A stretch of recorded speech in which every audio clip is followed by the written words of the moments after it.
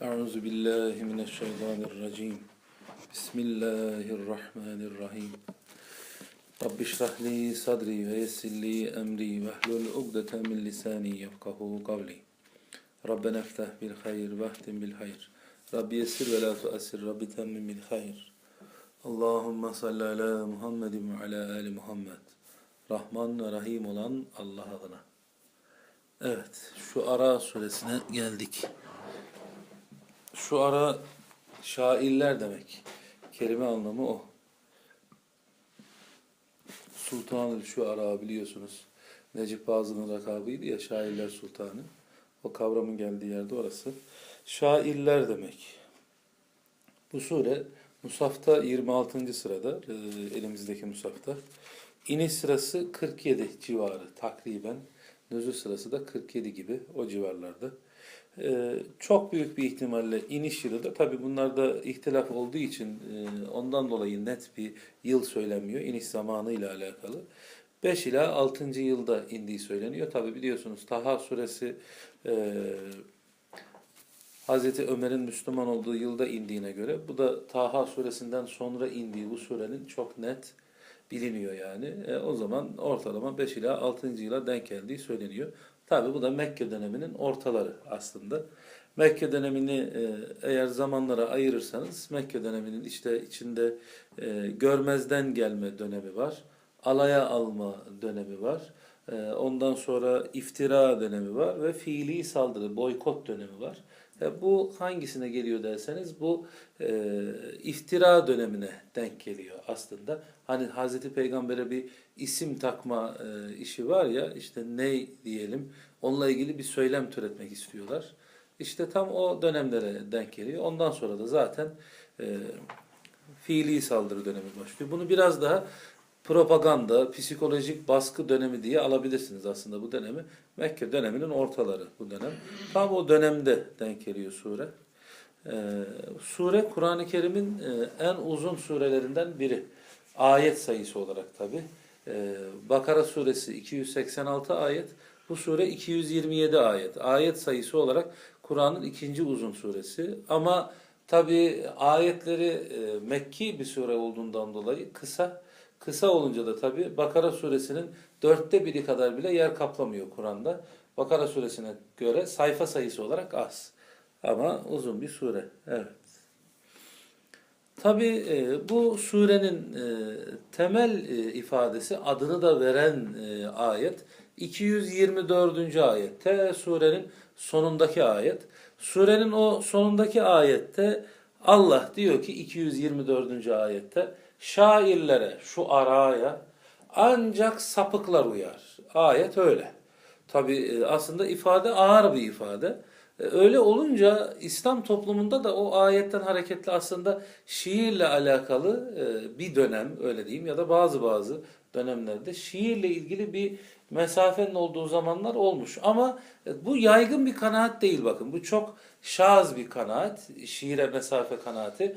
Böyle bir ayet olmasına rağmen, şairlere ancak sapıklar uyar ifadesi olmasına rağmen şiir Müslüman toplumlarda popüler olmuş. Çünkü Hz. Peygamber de şiire karşı bir tavır almamış aslında. Aldığı tavır şiire karşı değil. Demek ki ayetin maksadı başka. Bu surenin zaten vurgulu ifadelerinden bir tanesi o ayet. Adını veren o ayet. Hz. Ali'nin divanı var biliyorsunuz. Hz. Ali'nin, yani şiire yatkın Hz. Ali. Hz. Peygamber'in Kab bin Züheyre hırkasını çıkarıp verdiğini biliyorsunuz. Meşhur kaside-i bürde, hırka kasidesi diye anılan o kaside var ya, Kab bin Züheyr denilen Mekke'nin en meşhur şairlerinden bir tanesi. Önce Müslüman olmadığı dönemde Hazreti Peygamber'i ve İslam'ı hicveden şiirler okuyor ilk dönemlerde.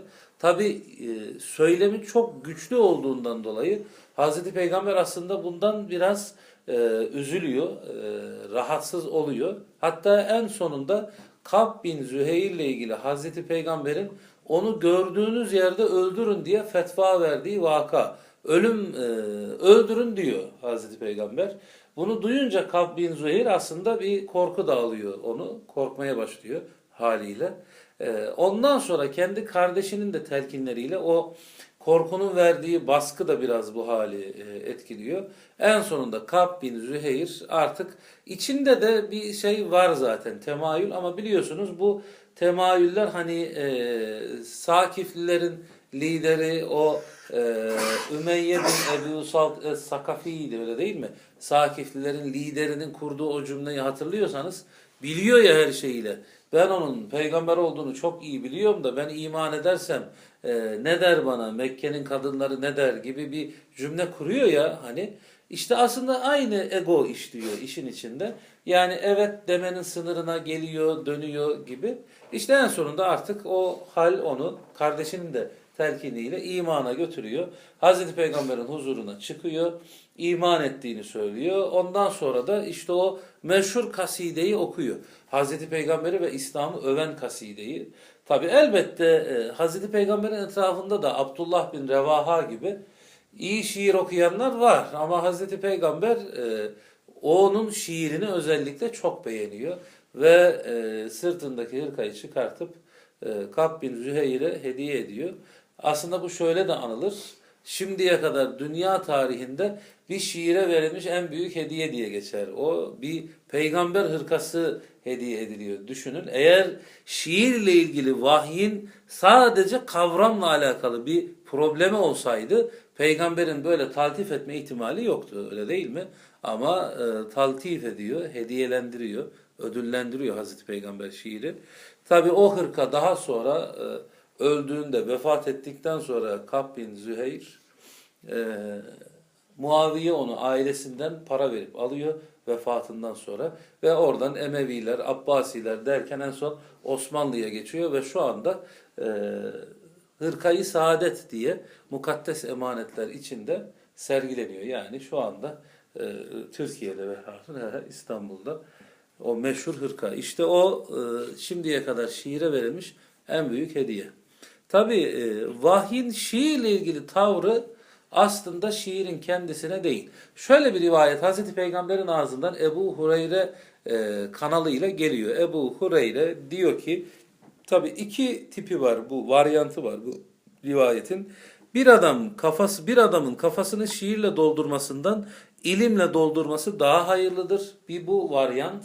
Bir de sizin karnınızın irinle, kanla dolu olması şiirle dolu olmasından daha hayırlıdır diye iki tane varyant hadis naklediliyor. Ortalama söylem aslında aynı gibi Ebu Hureyre kanalıyla geliyor bu hadisler. Ebu Hureyre diyor ki Allah Resulü'nün ben böyle dediğini duydum diyor şiirle ilgili.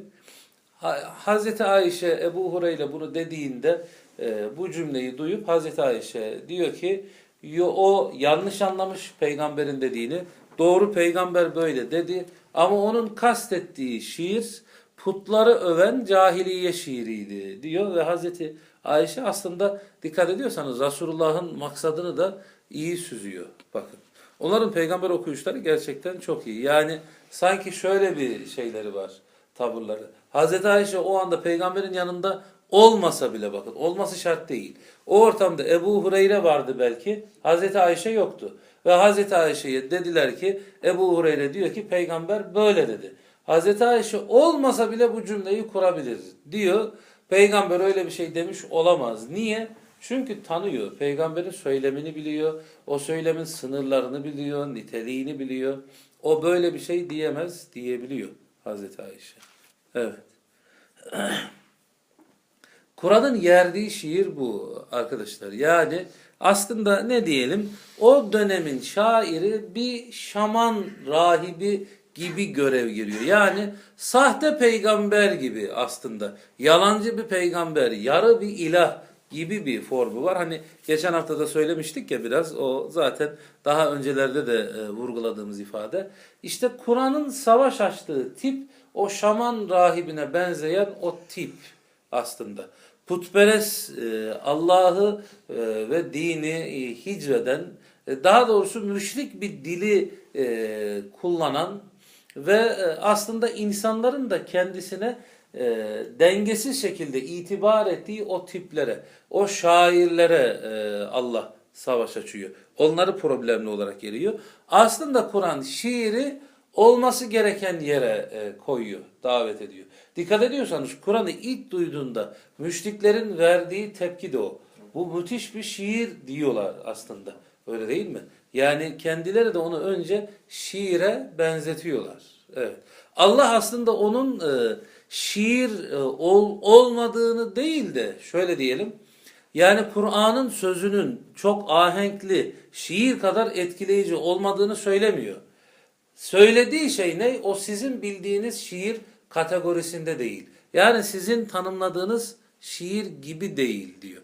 Kur'an'ın dediği o. Yasin suresinin hani 5. sayfasının sonunda ve ma allamnahu şi'ra ve ma yenbagî le in huve illa zikrun ve Kur'anun mubin diyor ya. Biz ona öğrettiğimiz şey şiir değildi diyor. Biz ona bir şiir belletmedik. Ney ki bu Kur'an nedir? Kur'an ancak bir zikirdir diyor ya. Ki gerekmezdi de diyor. Biz ona şiir öğretmedik ki gerekli de değildi. Nedir Kur'an? Kur'an ancak bir zikirdir diyor. Kendini öyle tanımlıyor vahiy. Evet. Sure bu. Surenin içinde arkadaşlar bundan önce okuduğumuz Taha suresinde olduğu gibi 10. ayetten 60'lı ayetlerin 69'a kadar galiba Hz. Musa'nın kıssası anlatılıyor. Yine yoğun bir şekilde Hz. Musa'nın kıssası var. Sonra Hz. İbrahim'den bahis açılıyor. Sonra tabi anlatılırken Hz. Musa ile Firavun bunlar direkt isim olarak kullanılıyorlar surede. Sonra Hz. İbrahim ile Nemrut bu çatışma aktarılıyor. Sonra Nuh kavmi. Bakın bundan sonrakiler kavim olarak aktarılıyorlar. Nuh kavmi, Ad kavmi, Lut kavmi, Semud kavmi ve Eyke kavmi halkı surede bunların hepsinin kıssası anlatılıyor, aktarılıyor. Evet. Arkadaşlar bunlardan ilk ikisi peygamber merkezli bir şekilde aktarılıyor bize. Anlatım peygamberin merkezinde bir anlatım. Yani sanki hitap Resulullah önce. Tabi onun şahsında ondan sonra bize bir hitap var. Ondan sonraki kıssalar ise isyankar kavimlerin merkezinde anlatılıyor. Yani burada dikkat ediyorsanız Kur'an-ı Kerim'de kıssalar farklı farklı yerlerde aynı kıssa defalarca geçebiliyor ama Allah vurgulamayı değiştiriyor. Aktarmak istediği mesaja göre altını çizdiği yerleri, vurguladığı yerleri değiştiriyor. Ve bu surede 8 defa tekrarlanan bir nakarat var. Aslında surenin belki de ana fikrinin içinde olduğu o nakarat. 8. ve 9. ayet burada. Ondan sonra tabi defalarca geliyor aynı ifade. İnne fî zâlike leâye. Muhakkak ki bunda ayetler vardır. Ve mâ kâne ekseruhum mü'minîn. Ancak onların çoğu iman etmediler. Ve inne rabbeke lehuvel azîzur rahîm. Muhakkak ki Rabbin gerçekten izzetlidir ve rahimdir. Bu ifade bir nakarat gibi 8 defa tekrarlanıyor. Bu 2 ayet. Evet. Aslında buradan şu mesajı da alıyoruz. Onu da söyleyip sureye geçelim. Buradan şu mesaj alınıyor. Bu sure niye indi diyorsanız hani bu temel bir soru aslında. Belki her sure için ayrı ayrı sorulması gereken bir soru. Anlamanın kolaylaşması maksadıyla. Allah bu sureyi niye indirdi? Ne demek istedi? Peygamberin de etrafındakilerin hangi yarasına melhem oldu? Neye cevaptı? Hangi sorulara cevaptı bu sure diye soruyorsanız aslında tam cevap olduğu yer buradan belli oluyor. Hazreti Peygamber'in çektiği bir sancı var, bir sıkıntı var. İman etmiyorlar diye neredeyse kendini helak edeceksin sancısı. Allah ona tarih sahnesinden adeta bir tarih geçidi yapıyor. Tarih sahnesinden örnekler veriyor ve diyor ki adeta bu işin yasası bu. Sen bu muameleye uğrayan ilk adam değilsin diyor. Senden öncekiler de aynı muameleye uğradılar. Söylediler, dinletemediler. Evet. Onların çoğu iman etmeyecekler. Onun için bakın bu ifade tekrarlanıyor. Evet. Ve Allah azizdir, rahimdir. Sonra da o vurgu geliyor. Evet. Şu Ara suresi böyle. Temel anlatım bu. Şimdi gelelim surenin ilk ayetlerine. Zaten bugün ancak ilk pasajı okuyacağız. Diğerine başlasak zaten bitmeyecek. İlk 9 ayeti okuyalım kısaca bugünlük. Sonra devam ederiz. Evet. Rahman Rahim olan Allah adına. Ta, sin, mim. Huruf-u mukatta ile başlıyor bu surede. Huruf-u mukattanın bütün anlamlarını zaten söylediğimiz için tekrar etmiyorum. Sadece bunu da şunu söyleyelim diğerlerinden ayrı olarak. Bu huruf-u mukattaya özellikle buna anlam vermek isteyenler olmuş. Hani şu var ya bu aslında bunun bir anlamı yok. Sadece Allah ile Resul arasında bu bir şifre, özel bir kod. Hatta bazı alimlerin dediğine göre Kur'an-ı Kerim'deki tek mutlak müteşabihat buradır diyor.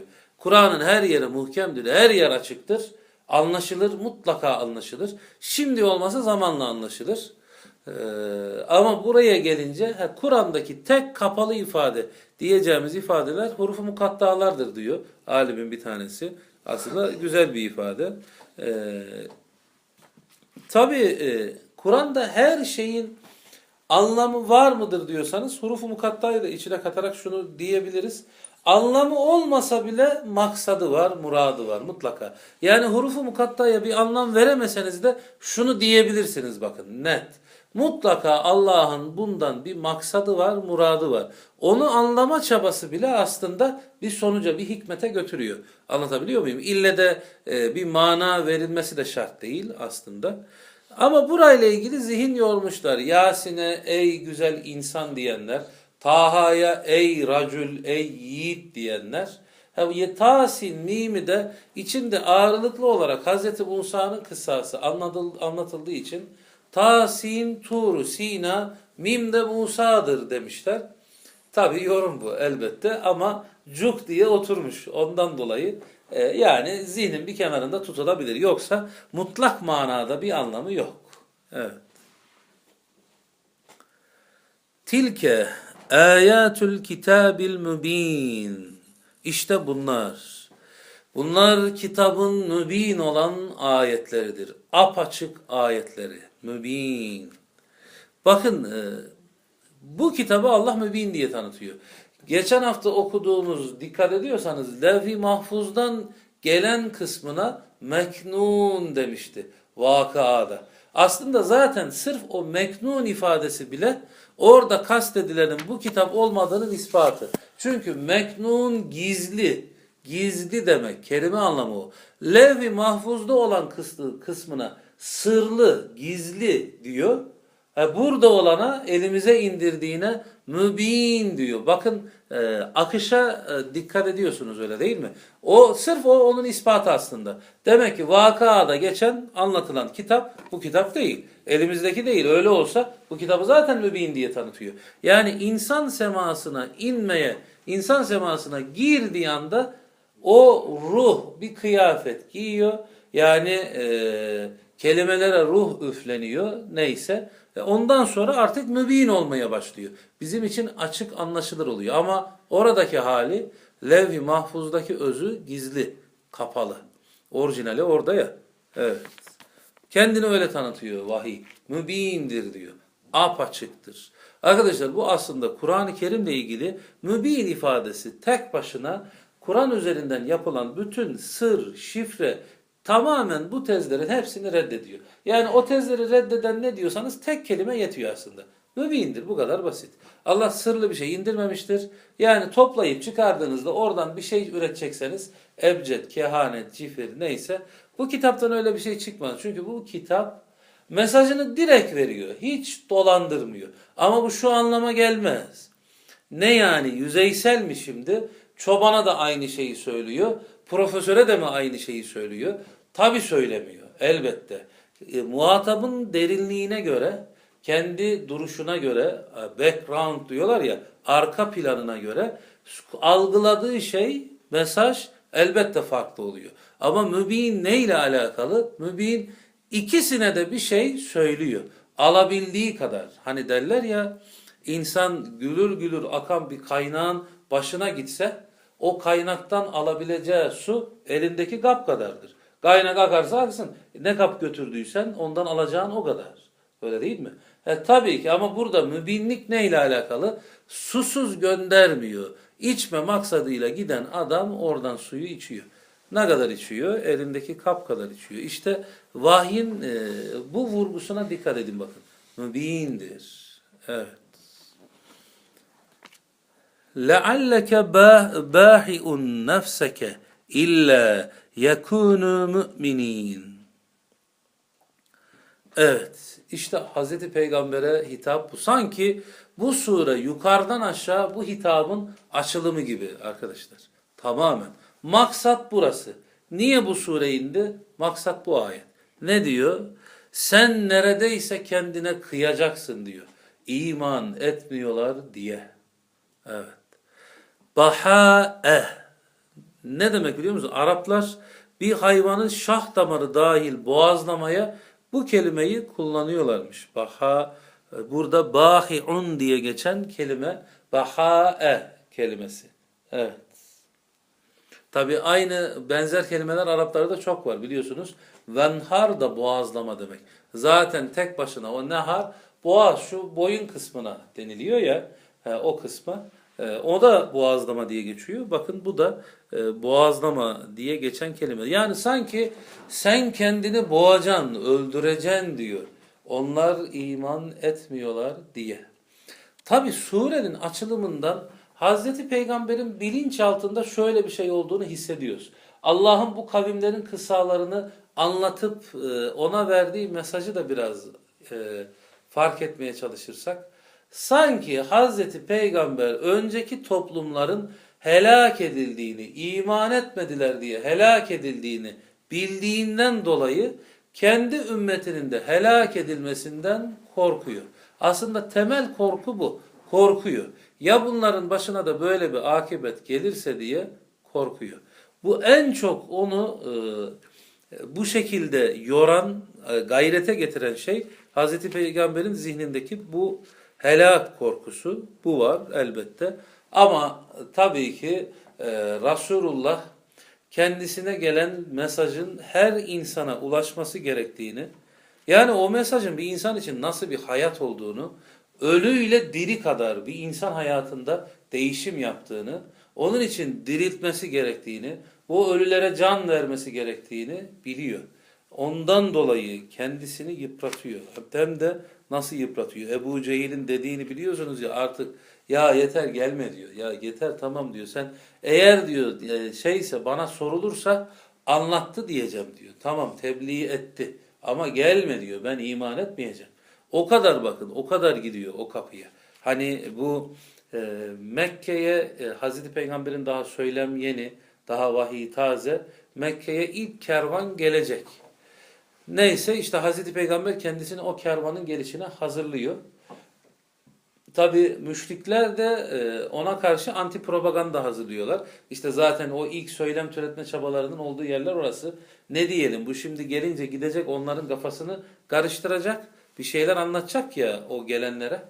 Biz ne diyelim şimdi, ne cevap verelim, bunu nasıl tanımlayalım diye, hani o ilk Darun Nedve'de yaptıkları Müddessir suresinde anlatılan ifade var ya, daha en başta Velid bin Mughire ile beraber o kurultay toplanmış oturuyorlar. İnnehu fakkara ve gadder thumme gutile keyfe gadder diyor ya, kahrolasıca nasıl da ölçtü biçti, yüzünü ekşitti, suratına astı, sırtını döndü ve dedi ki bu bir sihirdir, bu ölümlü bir insanın sözüdür.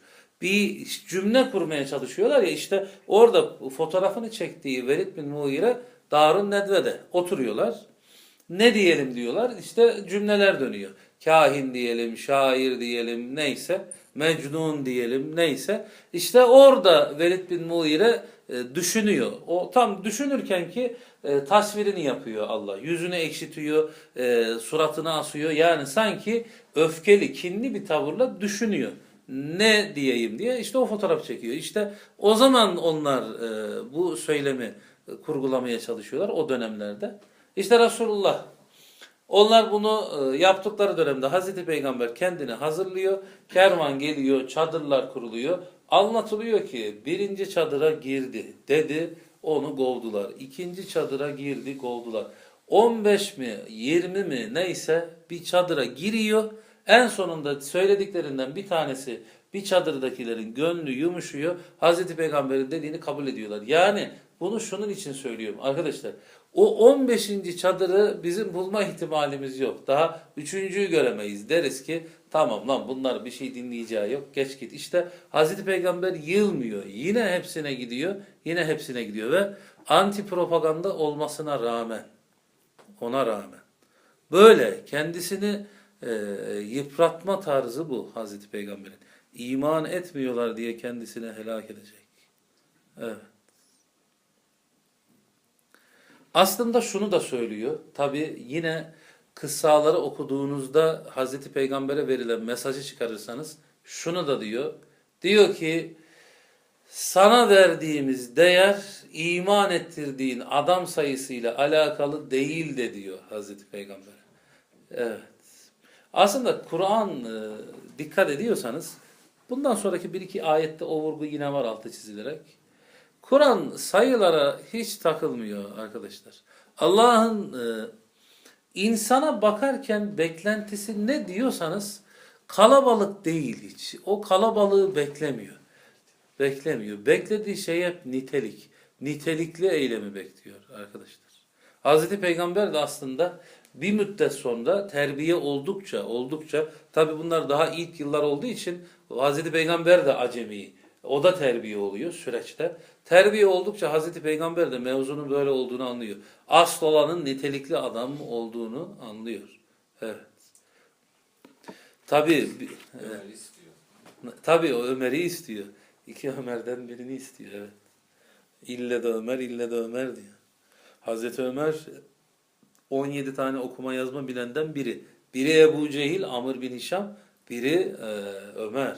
17. Hadi tabi bu bir sayı. Nerede veriliyordu? Bu kitabın birinde o dönemle ilgili yapılmış bir tespit bu. Mekke'de o dönemde 17 tane okuma yazma bilen var diyor.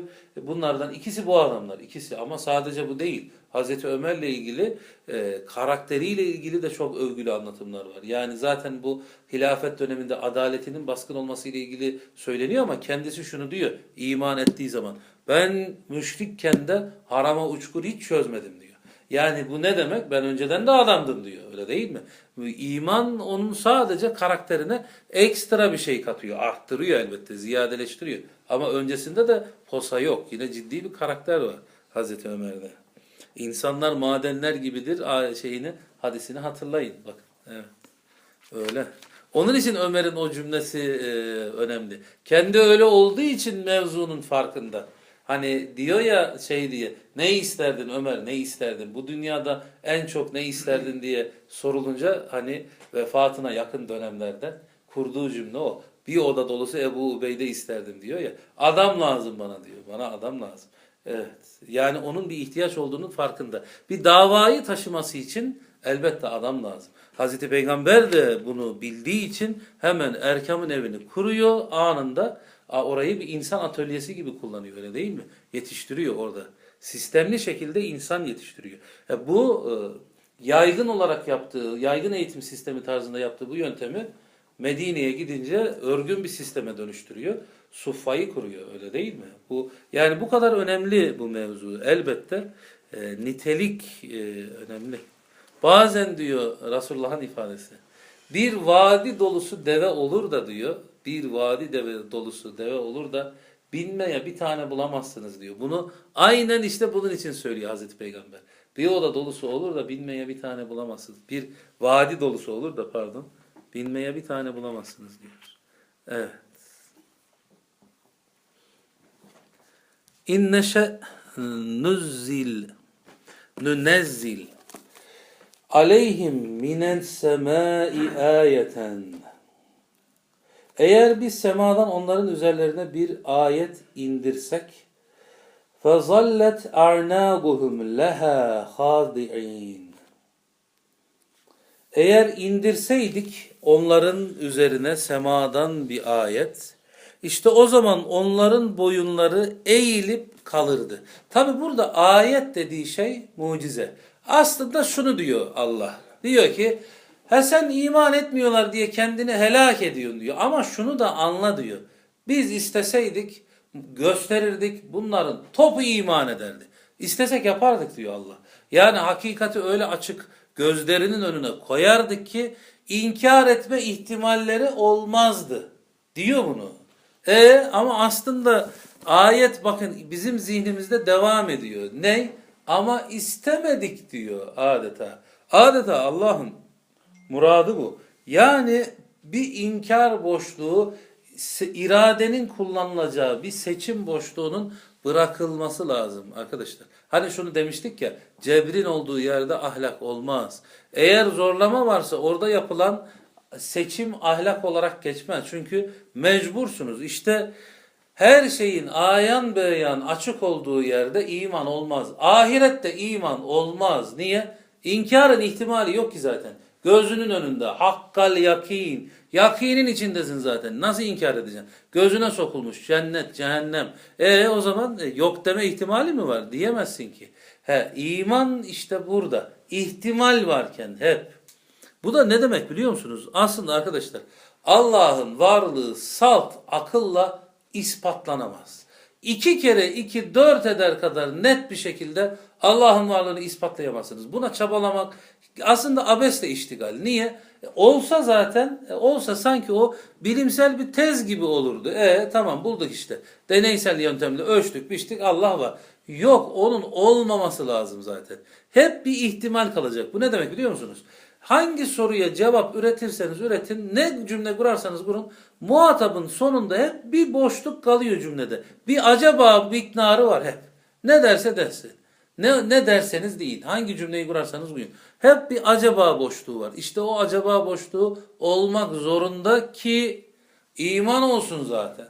O acabaya rağmen diyecek ki öyle. O tercih iman oluyor arkadaşlar. Kulluk ile köleliğin farkı odur ya. Kulluk reddetme ihtimali varken olan teslimiyete kulluk deniliyor. Kölelik reddetme diye bir şans verilmiyor. Hiçbir efendi köleye şunu bana getir, getirsen de olur, getirmesen de olur der mi? Böyle bir şey var mı? Git şu bahçeyi sür, ama ister sür, ister sürme. Böyle bir seçenek köleye tanınmaz. Süreceksin, öyle değil mi? Başka ikinci ihtimal yok. Kulluk, Allah aynen öyle demiyor mu? Femen şa'e felyekfur ve men şa'e felyu'min. Hakikat bu. Ve gulil hakki min rabbikum. Artık Rabbinden hak vakı oldu, görüldü diyor net. Artık dileyen iman etsin, dileyen inkar etsin. Biz gösterdik de diyor ama sen yine de görmek istemeyebilirsin. Biz sana makul şekilde açıkladık. Dileyen iman etsin, dileyen inkar etsin. İşte Allah onu görmek istiyor arkadaşlar. Acaba payı varken o tercihi görmek istiyor.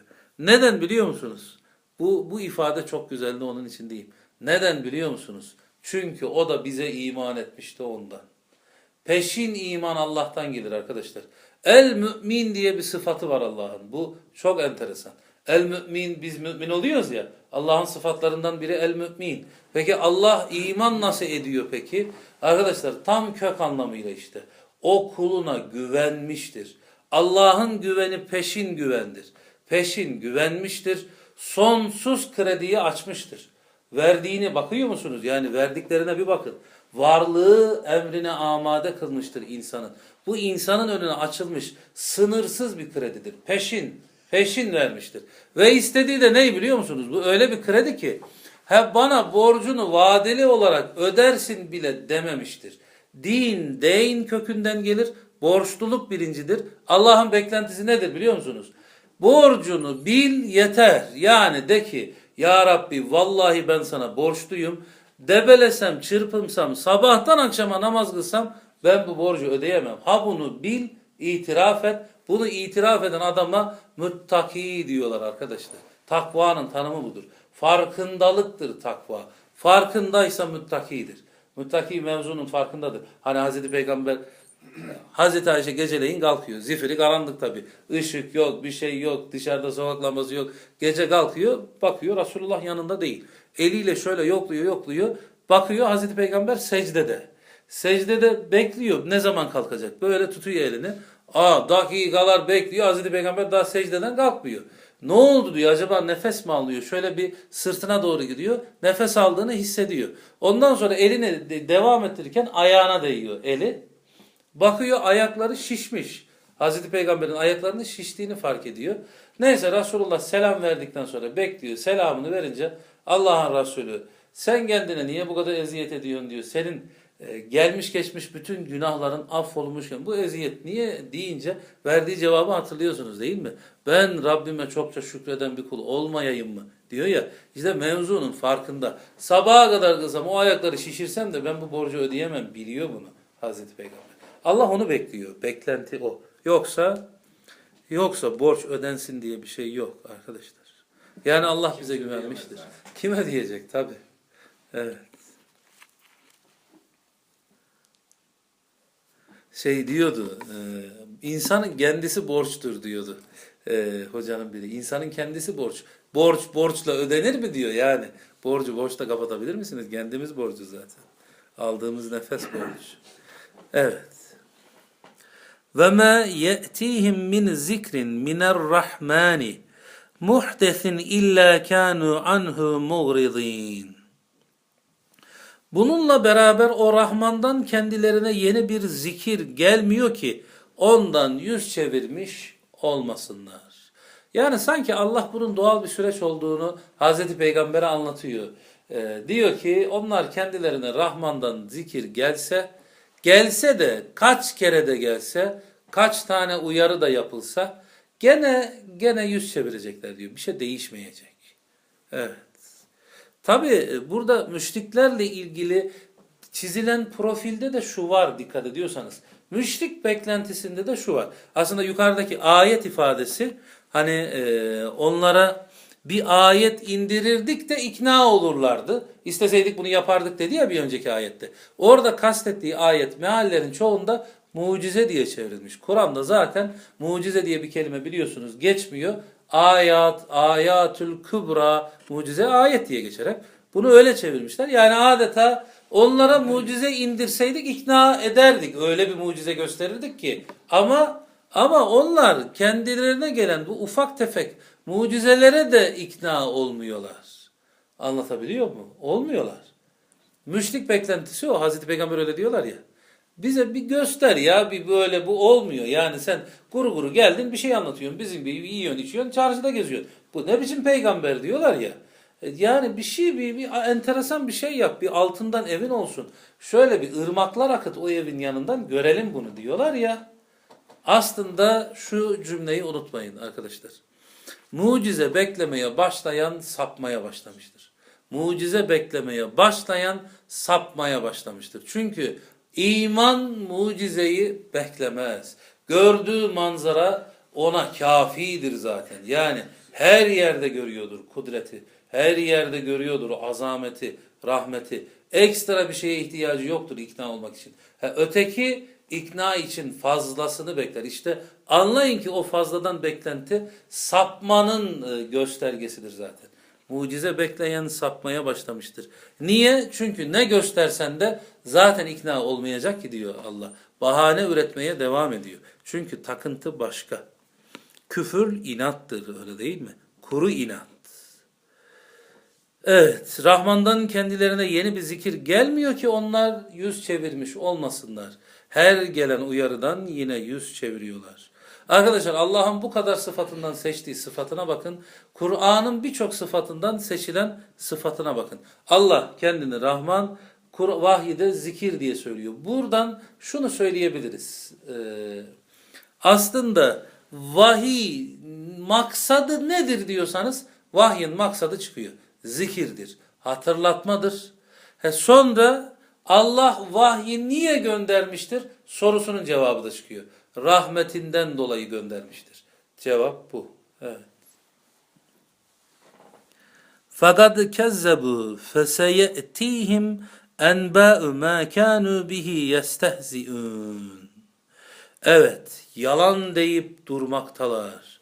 Fakat onlara o alay edip durdukları şeyin müthiş haberi mutlaka gelecek. Evet, gelecek. Tabii. Görecekler diyor süreci. Tabii ki en son karşılaşacakları akibetle alakalı. Vurgu. Anlayacaklar. Tabii. Yani bireysel manada kıyametleri, küçük kıyamet, ölümleri ve asıl hesap, en son görecekleri manzara. Anlayacaklar diyor mevzuyu.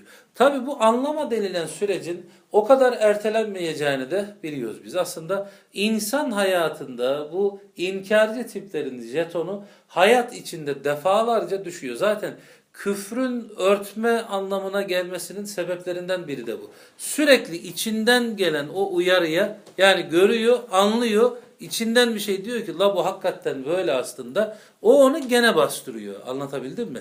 Yani bir kafirin hayatı sürekli bastırmayla geçer arkadaşlar. Bastırıyor. İç sesini devamlı bastırıyor. Bu da aslında hayatı boyunca defalarca hakikati hissettiğini gösteriyor, hissediyor. Tabi elbet bir yerden sonra hatemallahu ala gulubihim olursa o duyarlılık ölüyor. Yani dosya kapanıyor, mührü basıyor, tamam artık hissetmemeye başlıyor. Bitiyor ondan sonra. Ondan sonra jetonun düşmesi için "Galû ya veylena men ba'sena min mergadina."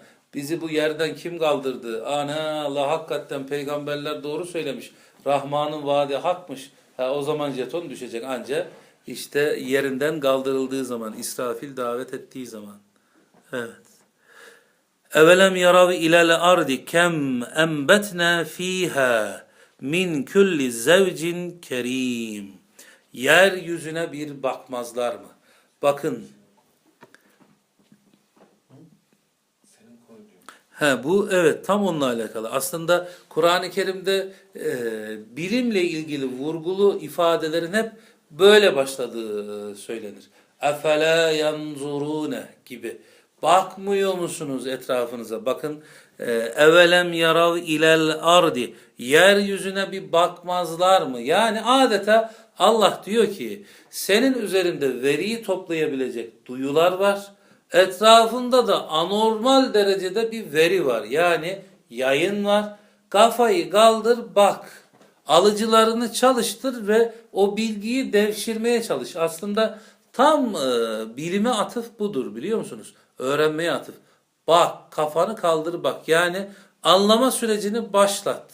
Fark etmeye başla diyor etrafınla ilgili. Bakmıyorlar mı etraflarına? İşte o bitkilerden, yeryüzünde o güzel bitkilerden çifter çifter yaratmışız, var etmişiz. Evet. Zevcin kerim. O kerim zevçlerden yarattık. Enteresan bir ifade, öyle değil mi? Kerim zevçlerden. Yani sanki Allah bu türlerin, çiftlerin hepsini kerim, güzel bir zevce diye tanımlıyor. Hep çift kutuplu, hep. Nereye bakarsanız çift kutuplu. Bu insanla alakalı da böyle. Onun dışındaki tüm varlıkla ilgili de. Yer, gök, gece, gündüz. Neyse, yaz, kış, öyle değil mi? Nereye bakarsanız bakın. Bütün o çeşitliliğin hepsi, bitkinin türlerinde bile, sanki hayvanların türlerinde hep o çift kutupluluk, çeşitlilik hep var. Hep çifter çifter. Hep çifter çifter yarattık diyor. Mesani kalıbı, bundan dolayı zaten kalıp hep ikili geliyor ya Kur'an-ı Kerim'de. Celal sıfatları, cemal sıfatları. Yani cennet, cehennem. Hep bakın ikili bir formda geliyor. Sürekli olarak. Bu sürekli ikili formun sebebi varlığın tamamına bu zevç halinin yayılmış olmasıyla alakalı. Aslında çift kutupluluk kainatın temel kurallarından, yasalarından, Allah'ın yaratma yönteminden bir tanesi. Evet. Artı eksi atomlar gibi. Tabii tabii. Her şeyin içinde, her şeyin içinde aynı çift kutupluluk var. Zerreden küreye kadar. Evet.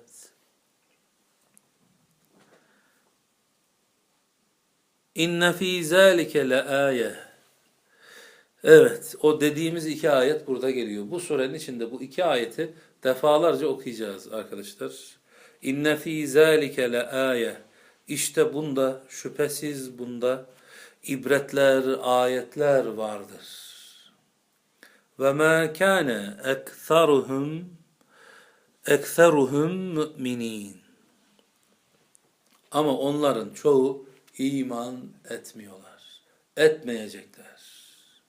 Etmediler. Nasıl derseniz aslında bu hal, mazi, istikbal olmuyor diyor. Olmayacak. Önceden de böyleydi, şimdi de böyle, sonra da böyle olacak. Yani adeta o kerim ifadesinin altını çizerek alırsanız, kerim türünün en iyisi demek arkadaşlar. Arapçadaki karşılığı o. Kerim ifadesini alırsanız, o keramet denilen şeyin yani mükerrem olma halinin insanlık üzerinde de azınlıkta kalacağı atfı var. Bu Hazreti Peygamber'in o beklentisine, haline bir cevap gibi adeta. Bekliyor ya, iman etsin çoğu diye bekliyor ya. O kerim, keramet hali, mükerrem olma hali insanlık üzerinde hep azınlıkta olacak. Yani az olacak diyor. Nitelikli adam az olacak. Senin davetine icabet edenler az olacak diyor. Evet. Ve inne rabbeke lehuvel azizur rahim ve şüphesiz ki Rabbin azizdir, rahimdir. Evet. Arkadaşlar aziz sıfatı Kur'an-ı Kerim'de geçtiği yerlerde şöyle enteresan bir şey vardır. Bakın burada da aynı. Aziz sıfatının şöyle sağını solunu yokladığınızda her geçtiği yerde önünde ardında bir isyankar, yola gelmeyen tip vurgusu vardır. Hep aziz sıfatından önce sonra bir yerde mutlaka yola gelmeyen bir tip geçer. Niye hep o tip, o isyankar tip anlatıldıktan sonra Allah El-Aziz diye kendini tanıtır? Niye biliyor musunuz? Bunun gerekçesi şu. Onların topu isyan etse de Allah'ın izzetinden hiçbir şey eksilmez. Yani sizin imanınız ya da inkarınız Allah'a hiçbir şey katmayacaktır. O insanlığın eyleminden bağımsız olarak bütün sıfatlara haizdir. Yani o El-Aziz'dir. Siz inkar etseniz de etmeseniz de şeref ondadır diyor. Yani iman eden kendi için iman etmiştir. İnkar eden kendi aleyhine inkar etmiştir. Bu böyle. Rahimdir ve elbet işte bakın mesani kalıbını birleştiriyor. Yani izzetlidir, sizin eyleminizden bağımsızdır onun hali ama rahimdir. Yani isyanına rağmen merhameti de yine fona yerleştiriyor. Diyor ki dönebilirsin diyor. Bir yerde dönebilirsin istersen. Eğer dönersen rahmet burada duruyor elinin altında. Evet. Sadakallahul azim. Buraya kadar okuyalım. Bundan sonra Hz. Musa'nın kıssası başlıyor arkadaşlar.